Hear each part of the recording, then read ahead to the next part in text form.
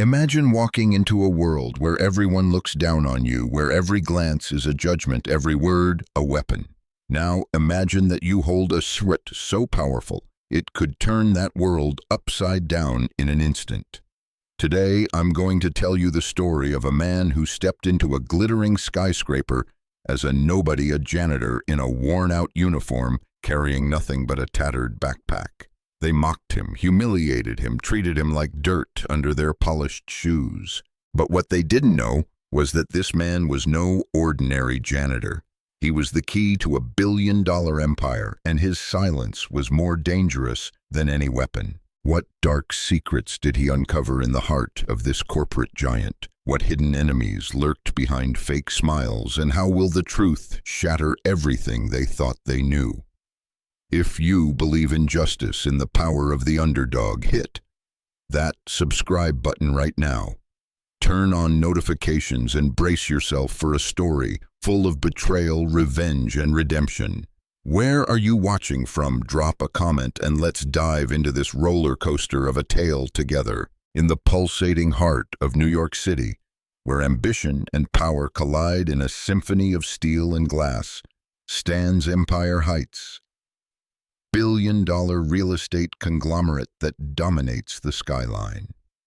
Founded by Thomas Reed, a white billionaire whose name is synonymous with success, the company is a symbol of wealth and prestige.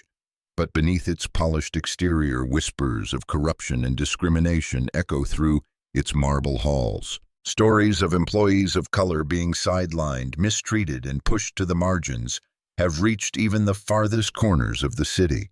On a crisp autumn morning, as the first light of dawn reflected off the towering glass facade of Empire Heights, an old rumbling motorcycle pulled up to the curb. The man who dismounted didn't fit the image of the corporate elite who frequented the building.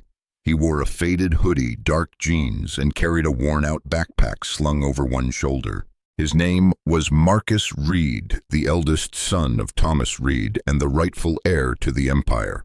But no one in that building knew his face or his name. Marcus had spent the last decade abroad, studying business in Europe and learning the grit of life from his late mother, a black woman of unyielding strength who had instilled in him values of justice and resilience before her untimely passing. Marcus wasn't returning to claim his birthright, not yet. He had heard the rumors about Empire Heights, how minorities were treated as second-class citizens, how promotions were handed out based on skin color rather than merit, how the company his father built had strayed from its founding principles. He needed to see it for himself, to walk among the lowest ranks and witness the truth. So he devised a plan to infiltrate the company as a janitor, a role so beneath notice that it would allow him to observe without suspicion. As Marcus stepped through the revolving glass doors, the air shifted. Employees in tailored suits and designer heels cast sidelong glances, their expressions a mix of confusion and disdain. At the reception desk, a young woman with a forced smile whispered to her colleague, "What's someone like him doing here? Lost, probably." Marcus felt the weight of their judgment but kept his head high, his face a mask of calm. He approached the desk, introduced himself as a new hire for the janitorial team, and was directed to the basement office to meet his supervisor. There he met Clara Henshaw, a middle-aged woman with a sharp tongue and a permanent scowl. Clara sized him up with a sneer, her eyes lingering on his worn clothes. "So you're the new guy, don't expect any special treatment here. You're just a cleaner and you'll do as I say." "Got it." Marcus nodded silently, accepting the mop and bucket she thrust at him. But as he began his first shift, he wasn't just cleaning floors, she was studying. He noticed how Clara barked orders at a young Hispanic janitor for a minor mistake while offering a gentle correction to a white employee. He saw the sneers from executives as they passed by, the way they avoided eye contact as if he were invisible. And he felt the sting of being dismissed, not as a person, but as a function. But Marcus wasn't alone in his observations.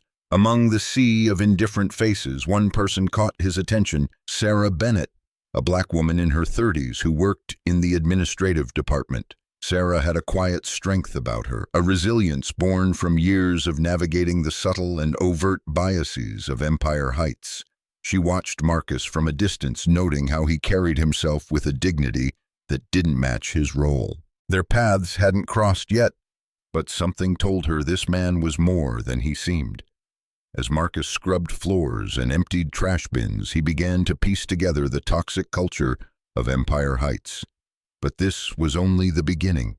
The real test and the real enemies were yet to reveal themselves, and in the shadows of this corporate giant, a storm was brewing that would shake its very foundation.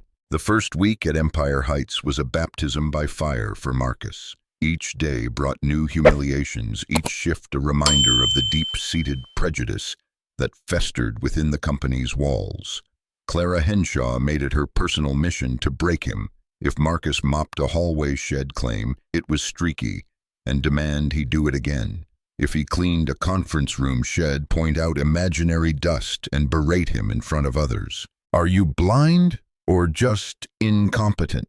Shed snap her voice echoing through the corridors. Marcus never argued, he simply nodded, did as instructed, and kept his eyes open. But Clara wasn't the only one testing his resolve.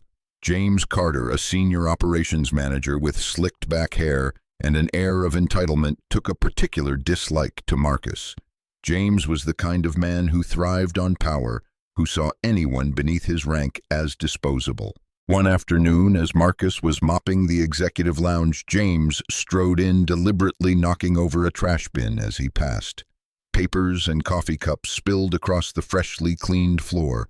"Oops," James said with a smirk, not even looking at Marcus. "Better clean that up, boy." The words stung, but Marcus didn't flinch. He met James' gaze for a split second, a flicker of defiance in his eyes before silently picking up the mess. James laughed, turning to a colleague nearby. "See, perfect fit for the job." The daily indignities piled up, but Marcus wasn't just enduring, he was cataloging. Every insult, every act of disrespect, every instance of bias was mentally noted. He saw how other employees of color were treated with the same contempt, how their ideas were dismissed in meetings, how they were passed over for opportunities. He overheard whispers in the break room about unfair promotions, about how certain managers played favorites based on race. And he began to understand that the rot in Empire Heights wasn't just in a few bad apples, it was systemic. Amidst the hostility, a small beacon of kindness emerged. Sarah Bennett, the administrative assistant, crossed paths with Marcus in the cafeteria one day. She saw him sitting alone, eating a modest sandwich from his backpack, while others chatted in cliques. Approaching cautiously, she offered a warm smile. "Hey, I'm Sarah. Mind if I sit?" Marcus looked up, surprised by the gesture, and nodded. They spoke briefly, small talk about the weather, the workload, but there was an unspoken understanding between them. Sarah had endured her share of microaggressions at Empire Heights, and she sensed a kindred spirit in Marcus. Before leaving, she quietly said, "Don't let them get to you. You're better than they think." Marcus smiled faintly. "Thanks, he'll remember that." As the weeks passed, Marcus uncovered a darker layer to the company's dysfunction. Late one evening, while cleaning the executive offices after hours, he stumbled upon a stack of documents left on a desk. They were internal memos discussing a plan to downsize the janitorial and administrative staff positions predominantly held by minorities while funneling bonuses to senior managers. One memo even referenced maintaining the company image by prioritizing hires who fit the corporate aesthetic, a thinly veiled code for racial bias.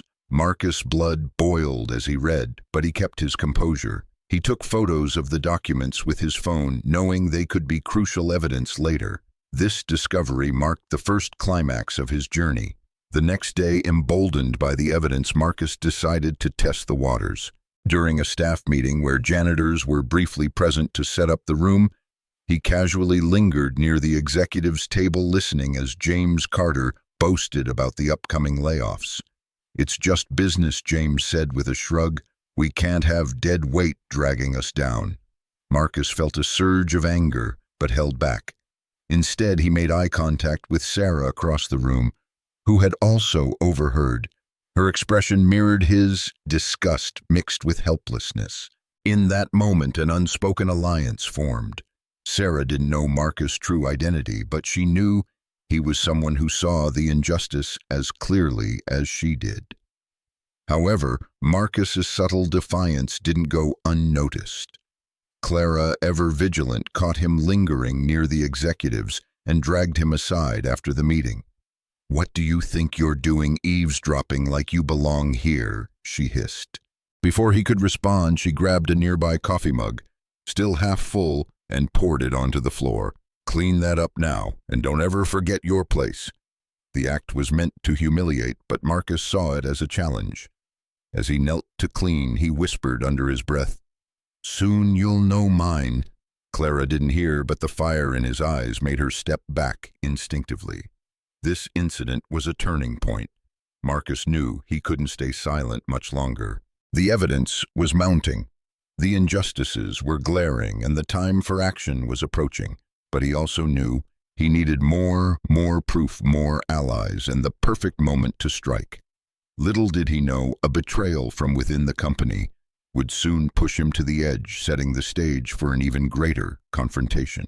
As Marcus continued his undercover role, the tension at Empire Heights escalated.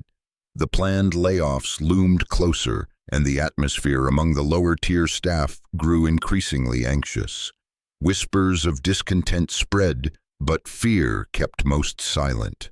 Marcus, however, found an ally in Sarah, who began sharing tidbits of information she gleaned from her position in administration. She told him about secret meetings where managers like James Carter discussed streamlining the workforce, often using derogatory language about minority employees. "They don't even see us as people," she confided one evening in the break room, "just numbers to cut." Marcus listened intently, his resolve hardening. He knew he couldn't reveal his identity yet, but he promised himself and silently to Sarah that change was coming. Unbeknownst to Marcus, another player was entering the game. Ethan Brooks, a mid-level manager and James Carter's PAR-OTG, had been watching Marcus with suspicion. Ethan was ambitious, eager to climb the corporate ladder, and he sensed something off about the quiet janitor who never reacted to insults.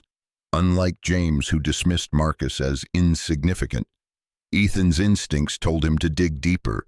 He began tailing Marcus during shifts, noting how he lingered near offices after hours, how he seemed too composed for someone in his position. One night, Ethan caught Marcus leaving the executive floor with his phone in hand, unaware that Marcus had just photographed more incriminating documents. "Hey, what are you doing up here?" Ethan barked. Marcus turned unflinching. "Just finishing a cleaning job, sir." Ethan narrowed his eyes, but let it go for now. Ethan's suspicions grew into paranoia. He reported his concerns to James, who laughed it off. "He's just a janitor, Ethan. What's he gonna do? Mop us to death." But Ethan wasn't convinced. He started spreading rumors among the staff, suggesting Marcus might be a corporate spy or informant. The rumors reached Clara, who doubled down on her harassment, assigning Marcus the dirtiest, most grueling tasks as punishment for causing trouble. One day, she forced him to clean the entire loading dock alone in the pouring rain, sneering, "Let's see if you're still so smug after this." Soaked and exhausted, Marcus endured, but his patience was wearing thin. The second climax came with a devastating betrayal. Ethan, determined to expose Marcus, hacked into the company's security footage and discovered clips of him photographing documents. Instead of confronting Marcus directly, Ethan saw an opportunity. He anonymously leaked the footage to an external tabloid known for corporate scandals, framing Marcus as a disgruntled employee stealing sensitive information. The story broke online within days, painting Marcus as a potential threat to Empire Heights. The news reached Thomas Reed, who was abroad at the time, and though he suspected the janitor might be his son based on cryptic messages Marcus had sent, he couldn't confirm it without returning. Inside the company, chaos erupted. James Carter, thrilled by the scandal, used it as an excuse to rally support for immediate layoffs. "This is why we can't trust people like him," he declared in a meeting, not knowing Marcus was outside the door listening. Clara, meanwhile, confronted Marcus publicly in the cafeteria, waving a printout of the tabloid article. "So you're a thief now. I knew you were trouble." Employees gathered, some jeering, others whispering in confusion. Marcus felt the weight of the accusation, but he stood tall. "I haven't stolen anything. I'm just doing my job." His calm demeanor only infuriated Clara more, and she slapped the article against his chest. "We'll see about that. You're done here." Just as Marcus seemed cornered, Sarah stepped forward from the crowd. "Leave him alone, Clara. You don't even know the whole story." Her defiance stunned the room.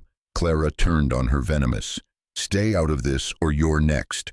But Sarah didn't back down, and for the first time Marcus saw the depth of her courage. He gave her a subtle nod of gratitude, knowing he'd have to act soon to protect her and himself.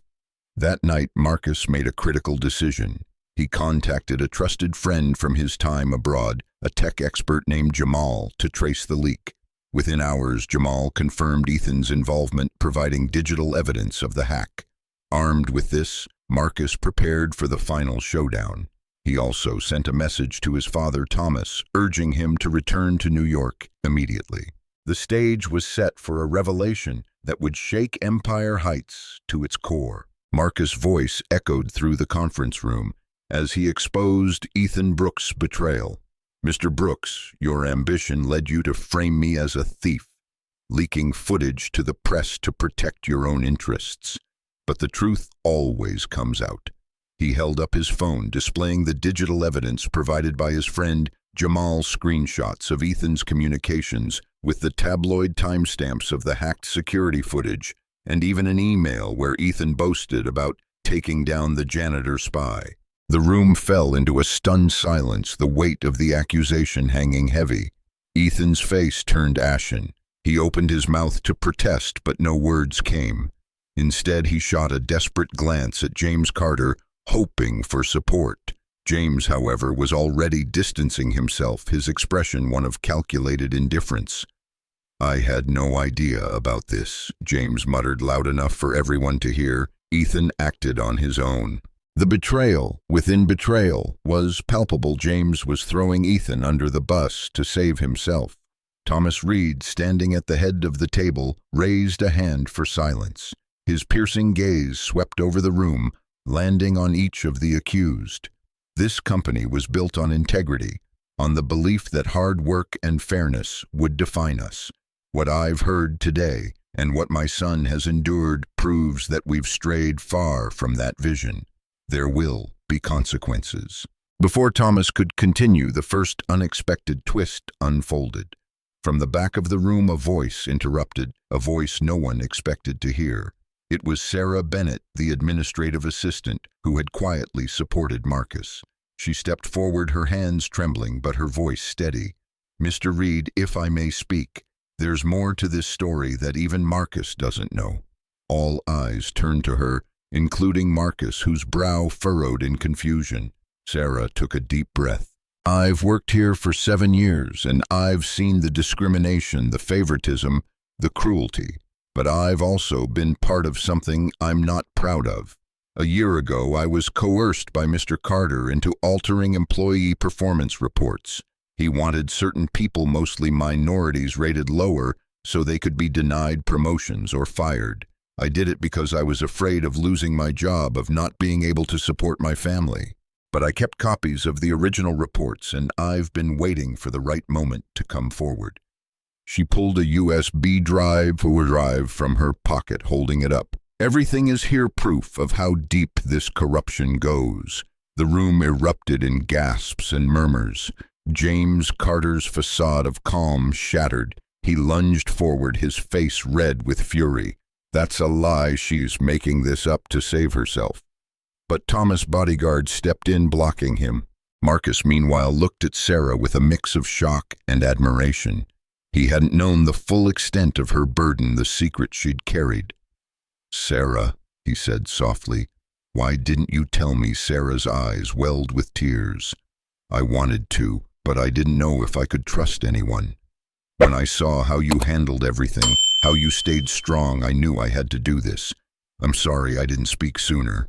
Marcus nodded, placing a reassuring hand on her shoulder. You're doing it now. That's what matters. Thomas took the USB drive from Sarah, his expression grim. This will be reviewed by our legal team. If what you say is true, Ms. Bennett, your honesty will be taken into account, but those responsible will face the full consequences. He turned to James, Clara, and Ethan. Effective immediately, the three of you are terminated. Security will escort you out, and legal action may follow pending our investigation. As security moved to remove them, the second twist hit like a thunderbolt. Clara Henshaw, who had been silent and trembling, suddenly burst into a bitter laugh. You think this ends with us? You're all fools if you believe the rot stops here. Her voice was shrill, drawing every eye. Ask your precious chairman about the real reason minorities are pushed out. Ask him about the investors, the ones who demanded a certain image for Empire Heights. They're the ones pulling the strings, not us. Her words sent a chill through the room. Marcus turned to his father, his eyes narrowing. Dad, what is she talking about? Thomas' face remained impassive, but a flicker of discomfort crossed his features. He cleared his throat. Clara is lashing out, trying to deflect blame. There are no such investors dictating policy. But Marcus wasn't convinced. He stepped closer to his father, lowering his voice so only Thomas could hear. You've seen the memos, Dad. References to maintaining the corporate aesthetic. If there's more to this, I need to know. I won't lead a company built on lies. Thomas met his son's gaze, a silent battle of wills passing between them. Finally, he sighed. Well, discuss this privately, Marcus, but I assure you I've always fought for what's right. This moment introduced a new layer of tension, a potential rift between father and son. The audience is left wondering, is Thomas hiding a darker truth? Has Marcus' fight only just begun? This twist keeps the story from resolving too neatly, adding depth and realism to the corporate world's complexities. As Clara, James, and Ethan were escorted out, Clara still ranting, James cursing under his breath, and Ethan in stunned silence, Marcus addressed the room. This is not the end, but a new beginning. Empire Heights will change. I'm committed to rooting out every trace of discrimination, to ensuring every employee is valued for their work, not judged by their appearance. And to those who stood by me like Sarah, I promise your courage won't be forgotten. Thomas nodded in approval, though the shadow of Clara's accusation lingered. He placed a hand on Marcus's shoulder. You've proven yourself, son. As of today, you are the acting CEO of Empire Heights. Lead us back to what we should be. The room broke into applause, some hesitant, others genuine. Sarah smiled through tears, her relief palpable. But the final twist came as the meeting adjourned. As Marcus walked toward the elevator, a young man in a janitor's uniform approached him. A face Marcus recognized as one of the quiet workers who had endured Clara's wrath alongside him. The man named Miguel spoke in a low voice. Mr. Reed, I heard what Ms. Henshaw said about investors. I don't know if it's true, but last month I overheard a phone call in the executive suite after hours. Someone sounded like a big shot, was talking about cleaning up the image and threatening to pull funding if standards weren't met. I didn't think much of it then, but now, he trailed off nervous. Marcus' jaw tightened. Thank you, Miguel. Keep this between us for now. We'll look into it. As Miguel nodded and walked away, Marcus stared at the elevator doors, his mind racing. The battle for justice at Empire Heights was far from over. If Clara's outburst and Miguel's tip were true, there were bigger forces at play, perhaps even tied to his father's past decisions. This twist sets up a potential sequel or ongoing arc, ensuring the story remains open-ended and engaging for future content. My friends, the story of Marcus Reed is a testament to the power of resilience, the importance of standing up for what's right, and the unpredictability of truth. What started as a mission to uncover discrimination at Empire Heights turned into a web of betrayal, hidden secrets, and unexpected allies. Marcus faced humiliation-framed accusations and even doubts about his own father's integrity. Yet through it all, he remained steadfast, proving that true leadership isn't about power, it's about principle. When crafting this story, I wanted to avoid a simple hero wins ending. Real life isn't black and white, especially in corporate environments where systemic issues run deep. That's why I introduced twists like Sarah's confessions. She wasn't just a saintly ally. She carried her own guilt, making her more human and relatable. Clara's outburst about investors wasn't just a desperate deflection. It planted a seed of doubt, a lingering question about how high the corruption goes. And Miguel's revelation at the end ensures the audience stays hooked, wondering what Marcus will uncover next.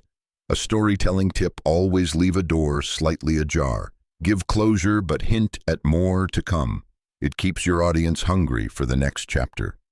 The lessons from Marcus's journey are many.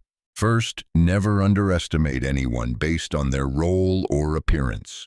The janitor you mock today could be the leader of tomorrow. Second, courage isn't just in grand gesture, sits in the small, quiet acts, like Sarah stepping forward despite her fear. Third, justice is a marathon, not a sprint. Marcus didn't solve everything in one day. He exposed the surface issues, but deeper battles loom. And finally, question everything. Clara's accusation and Miguel's tip remind us that truth often hides behind layers of deception.